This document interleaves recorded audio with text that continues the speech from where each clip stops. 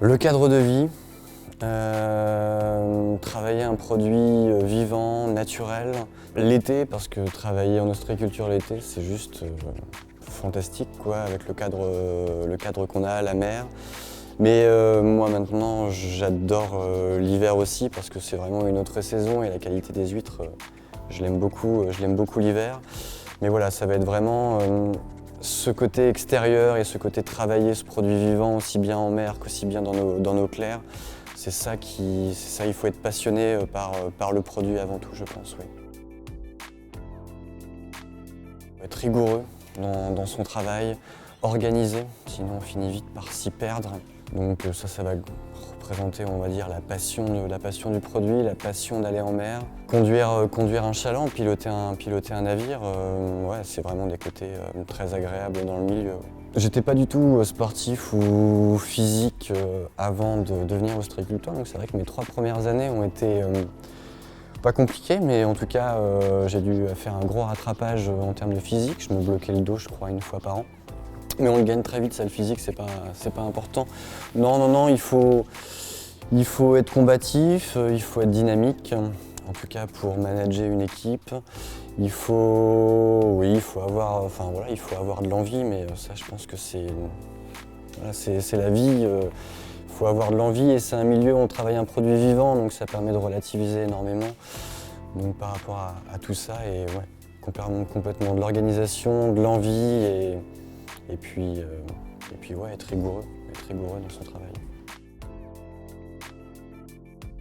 C'est un milieu assez fermé, comme tout milieu agricole, comme tout milieu lié à la terre ou à la mer.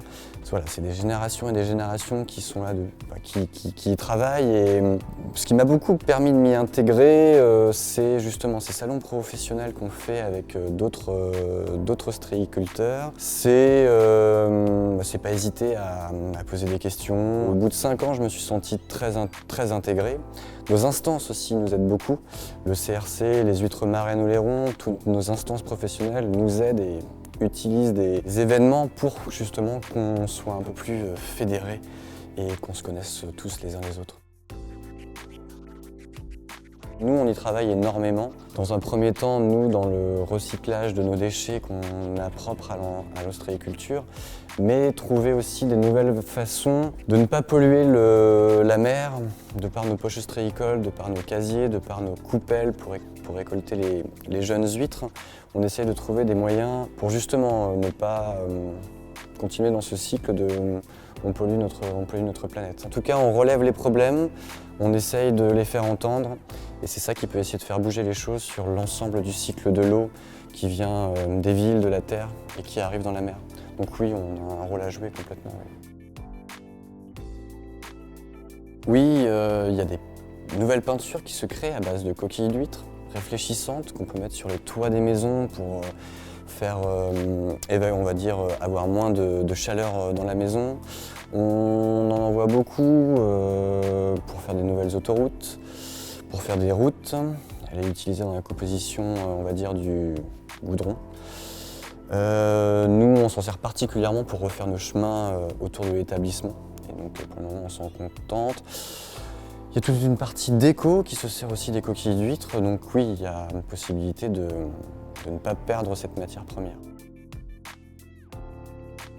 Je commence très tôt, comme ça j'ai du temps en fin de journée à consacrer à mes enfants, à ma femme, à ma vie de famille, quoi. C'est facile, là où on habite. Voilà, moi à 15h, si je décide, on part tous à la plage et voilà, en 30 secondes on y est. Et donc c'est un cadre de vie qui est facile pour concilier le tout. Moins facile l'hiver parce que notre activité fait qu'on travaille beaucoup plus l'hiver. Et voilà, j'en profite énormément du printemps à l'automne.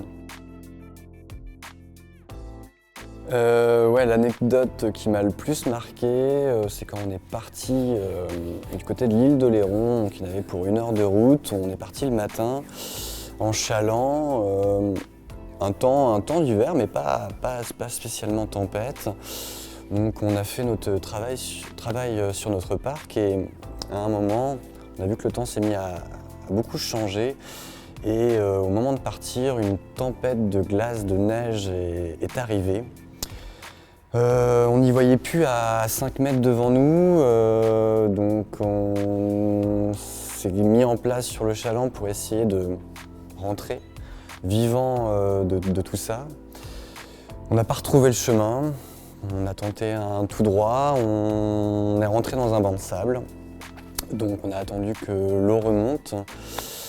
Et au bout d'une bonne grosse demi-heure qui a été très très longue, où je pensais à un moment perdre presque tous mes doigts tellement il faisait froid, on est arrivé devant un de nos parcs où là on a pu retrouver notre chemin.